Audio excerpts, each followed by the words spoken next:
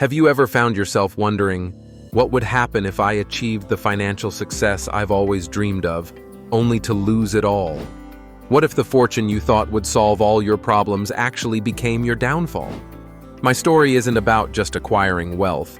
It's about the harsh reality of losing everything and discovering the deeper lessons about money, discipline, and faith. 38 years ago, my wife and I got married. We were young and reckless, full of optimism but lacking preparation. We skipped premarital counseling, convinced that we had it all figured out. I was a wild, beer-drinking salesman, good at what I did, and I convinced her that marrying me was the right decision. Not long after, I jumped into the real estate business. Real estate was in my blood. Both my parents had worked in it, so I figured it would be easy to succeed. I started flipping houses, and before long, I had amassed a fortune. By the time I was 26, I owned $4 million worth of real estate, had a net worth of over $1 million, and was making $250,000 in taxable income annually. It was exhilarating. I was living what many would call the American dream.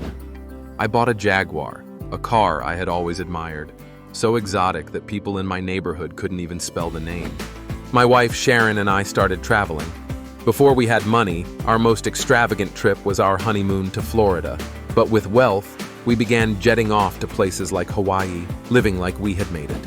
Everything seemed perfect, or at least it did on the surface. But here's the catch. Money doesn't solve all your problems. It only amplifies who you are. If you're a generous, kind-hearted person, money allows you to be more generous. But if you're reckless, unwise, or troubled, wealth only makes those traits more obvious. If your marriage is already on rocky ground, money won't fix it. It may even make things worse.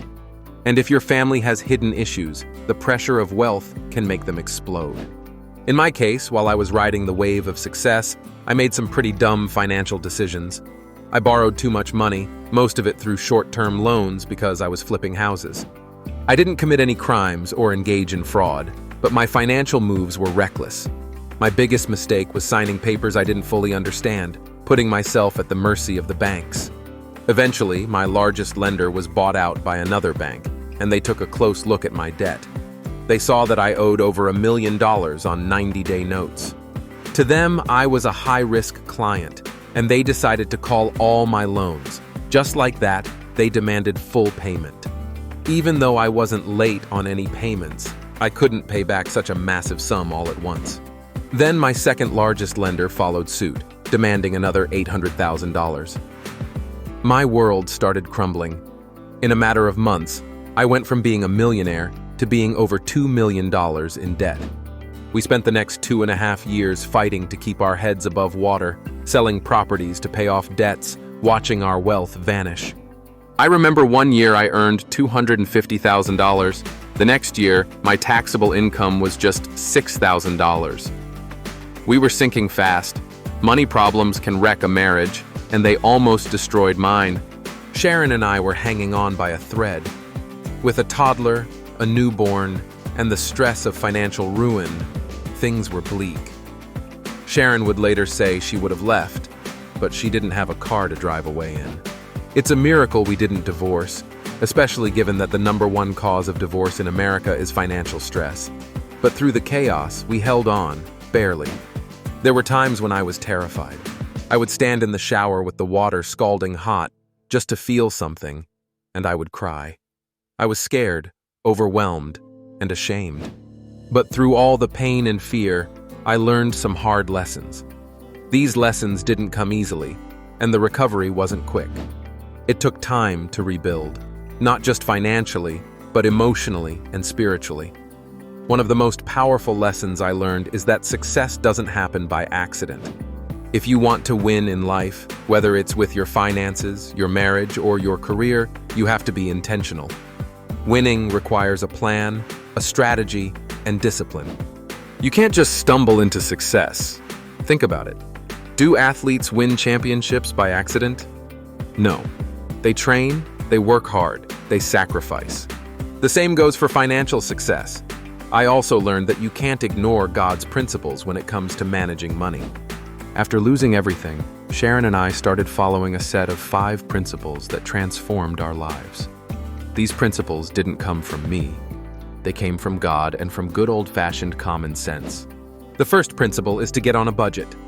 Jesus said in Luke 14:28, "For which of you, desiring to build a tower, does not first sit down and count the cost, whether he has enough to complete it?"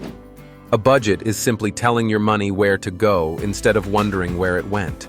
It's a roadmap to financial stability, and without it, you're bound to fail. The second principle is to get out of debt. Proverbs 22:7 says, "The borrower is slave to the lender." Debt is a form of bondage, and the Bible is clear: it's foolish to live in debt. I learned this the hard way when my lenders called my loans, and I realized just how enslaved I was to them. Getting out of debt requires sacrifice. It means cutting up credit cards, selling off things you don't need, and living below your means. It's not easy, but it's worth it. When you have no debt, you have freedom. The third principle is to save money. Proverbs 21:20 says, "In the house of the wise are stores of choice food and oil, but a foolish man devours all he has." In other words, wise people save for the future. Emergencies are inevitable, and if you don't have savings, you'll be in big trouble when they hit. Saving money provides a cushion, a safety net that allows you to weather life's storms. The fourth principle is to foster high-quality relationships. 1 Corinthians 15:33 says, "Do not be misled. Bad company corrupts good character." You become like the people you spend the most time with. If you surround yourself with people who are financially irresponsible, negative, or lazy, it's only a matter of time before those traits rub off on you. But if you surround yourself with people who are wise, disciplined, and successful, you'll be inspired to follow their example. It's important to choose your inner circle wisely. The fifth principle is to be generous. Proverbs 11:25 says, "A generous person will prosper. Whoever refreshes others will be refreshed." Generosity is a fundamental principle of God's kingdom. When you manage your money wisely, you're in a position to give to others, and giving is one of the greatest joys in life. It's not about how much you give, but the heart behind it. Generous people are happier, more fulfilled, and more connected to their communities.